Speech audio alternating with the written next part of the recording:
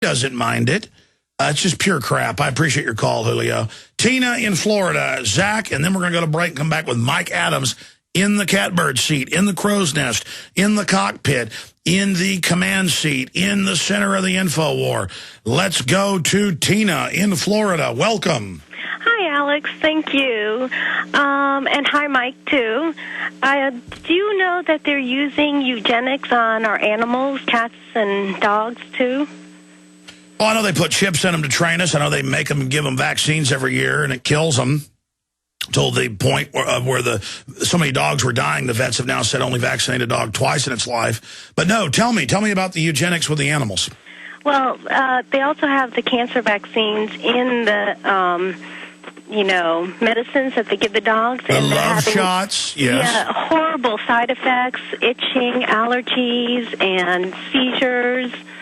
So I just wanted to let you know that they're doing that to animals, too.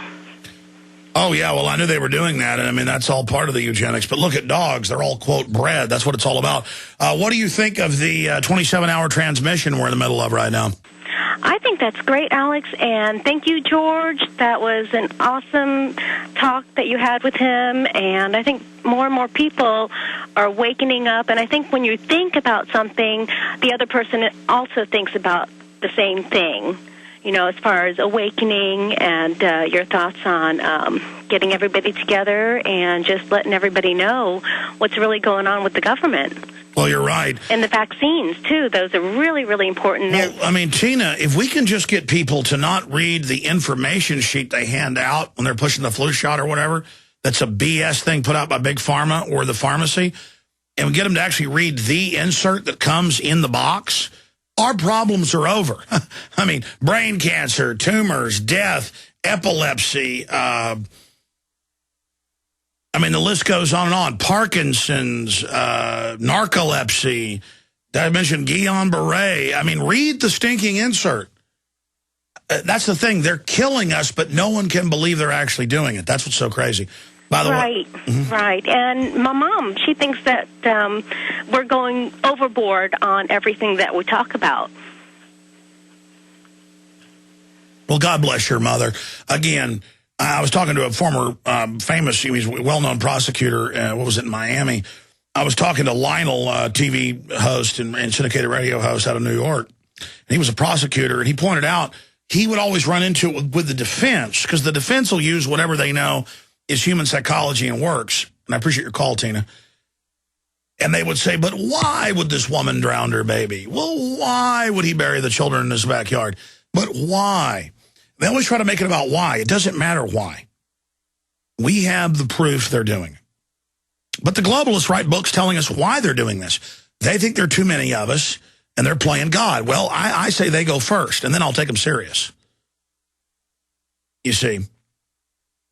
And we've actually documented why. But still, when you're talking to somebody who's not a murderer, who's not a control freak, somebody like me, I never get tired of tasty food, fishing, laying out in the sun, lifting weights, hanging out with my family, working. I never get tired of just simple pleasures. I mean, I could never get tired of, I don't even do it anymore, of getting a cigar at about 10 o'clock at night when you're home and just getting a beer, a glass of wine, firing that cigar up, and sitting back and relaxing. I mean, who are these rich people and powerful people who want more? You want more than a chili relleno? You want more than a beer? You want more than a beautiful woman? More? Like, I want more. Let me beat myself in the head with a hammer. But that's what aberrant people are into. They like the power of blowing up countries. They like the power of robbing banks. They like the power of kidnapping kids. They're screwed up. And those of us that aren't aberrant, I mean, we still get angry and still have problems and still think bad things, whatever. But we're guilty about it. When I get mad at somebody and imagine punching them in the nose, I'm literally like, that's not right. You shouldn't be like that. The point is, these evil people are into not feeling bad, not having a conscience, not having a governor psychologically in them. And those of us that aren't evil, who aren't inherently lovers of evil. All of us are evil to a certain extent. We're also good to a certain extent. We're mixed. We're complex creatures. We can't imagine people want to do this. I mean, that's what psychologists, police always say when they find a tank full of 5 dead kids, in somebody's refrigerator. And it's like, why? The cops will ask the guy, they're taking him to jail, why the hell did you do this? Why grab 5-year-olds off the street and torture them? Why are you asking why? It's a psychopath. Stop being naive. Stop thinking bad things can't happen just because you wouldn't do them, okay? I mean, I don't know why. When I was like 11 years old, I got off the school bus, and some older kids came over and said, "You want to play baseball?" And I said, "Yeah." And I went and got my baseball bat and my mitt, and I walked down to the woods where they beat me up for an hour. And it's like, why? Because they're little cowardly people who are 4 or 5 years older who want to beat somebody up. It doesn't matter. I'm not a vindictive person, but I happen to run into most of them in the next few years. And you know what? Some of them aren't the same today, and I'm not proud of that, by the way. But the point is that we need people to stop being so childlike. We need people to stop being so naive. When I was a child, I was a child. But as I became a man, I gave up the things of a child. And I've certainly taken on the things of a man, the good, the bad, and the ugly. Why do men do what they do? I didn't know why men did what they did when I was a little kid. Now I understand it. I don't know why. It's what we do. You know what I mean? The good, the bad, and the ugly. But when I was a child, I was a child. But when I became a man, I gave up the things of a child. And you need to stop being childlike, folks. That's the key to defeating the globalists. Mike Adams is coming up. We're going to go to this piece here. What's the piece we're going to before we come back with Adams? Oh, Zach in Houston. Go ahead, Zach. I'm sorry. I didn't see you there. Sorry, I apologize. Go ahead. Alexander, I got a money bomb word route for you. Okay.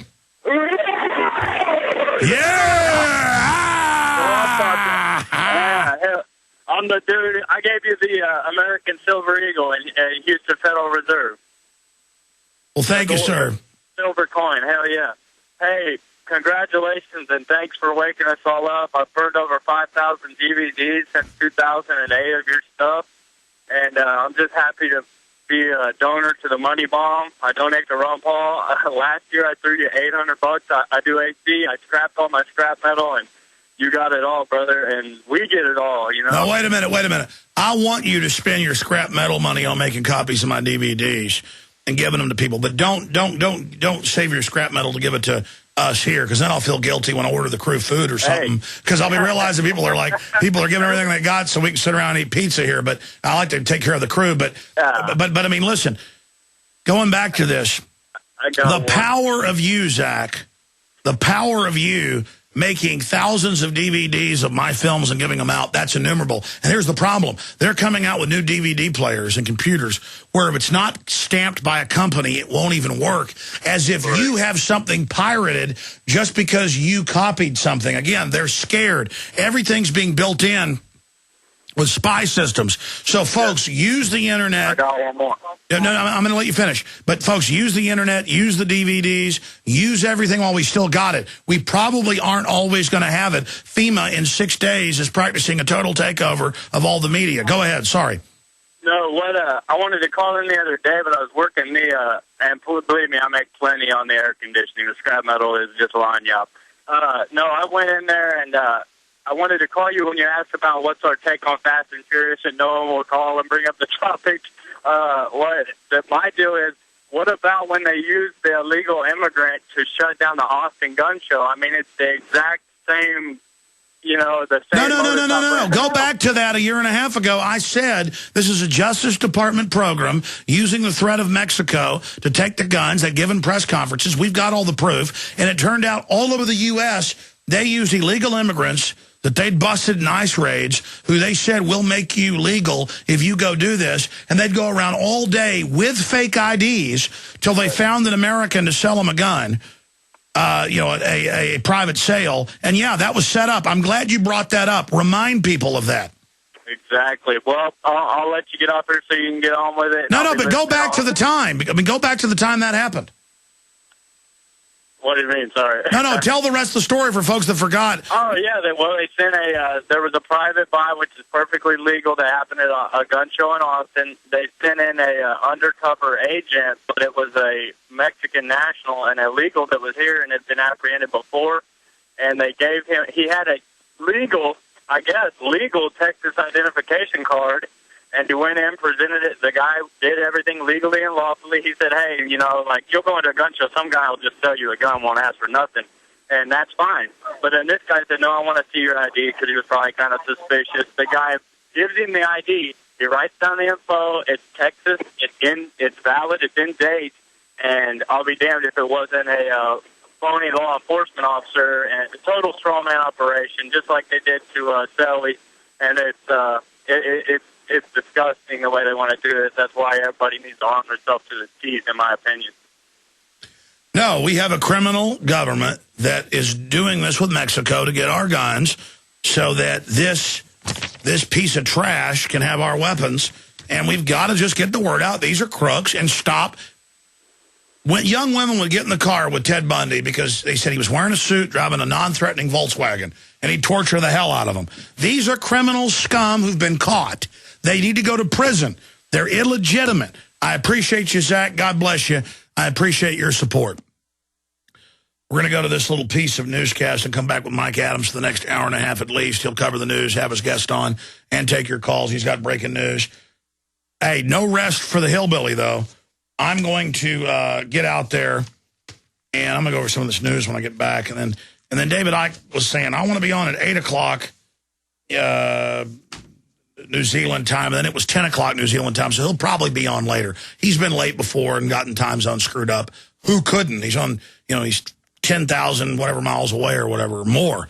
New Zealand's on the total other side. Is that 12,000 miles? I forget. He's on the other side of the globe. We're working on that. We got Gerald Celente coming up a lot more, but Mike Adams is coming in here after this break, and then I'll continue with your phone calls and a lot more and a lot of news. So that's all coming up. It's InfoWarsMoneyBomb.com. Bare minimum, spread the word about the free video links at InfoWars.com or InfoWarsMoneyBomb.com or PrisonPlanet.tv, and donate. I want to thank folks that have donated. Thank you so much. With that $100,000 plus that's come in, we can hire a couple crew members and buy some of the equipment we need, but we need to raise the $500,000 to really kick it into high gear. Or I can burn through the little bit of reserves we've got. Everything's going to hell in a handbasket. Whatever. Point is, it's your voluntary right to give to this if you believe in it. InfoWarsMoneyBomb.com. We'll be back with Mike Adams, the Health Ranger of NaturalNews.com. Stay with us. Is this the first time you've ever seen the mural? No, I'm actually, I live here, so I come through and check it out every now and then. I'm taking pictures. I read about it online. Looked it up. What do you think it means? I can only tell you what I read. Basically, it seems like there's a soldier cutting through the dove of peace, and his sword is an Arabian sword. I'm not sure about the women and the angel type things. And the towers here, very familiar to a lot of people. Kind of look like 911 towers. So, I can see that. I don't know, strange thing to have in this airport. What are your thoughts when you see something like this? I think it's very well done. It's impactful. Color scheme's great. Theme seems a little austere for an airport, but... You don't think there's a nefarious hidden agenda, hidden meaning behind it or anything like that? Yeah, I don't know. I've heard that theory a lot. Maybe, the underground prisons under Denver or DIA, all that stuff. Could be. I'm a little skeptical. So this is the first time you've ever seen this mural? Yeah, the first time I've ever seen it. Let's take a look. I mean, what are your thoughts when you look at something like that? Do you think it's kind of an odd mural to be put in an airport? Or? Not necessarily. I think it explains a lot. Okay, such as? Such as just, America and everything else.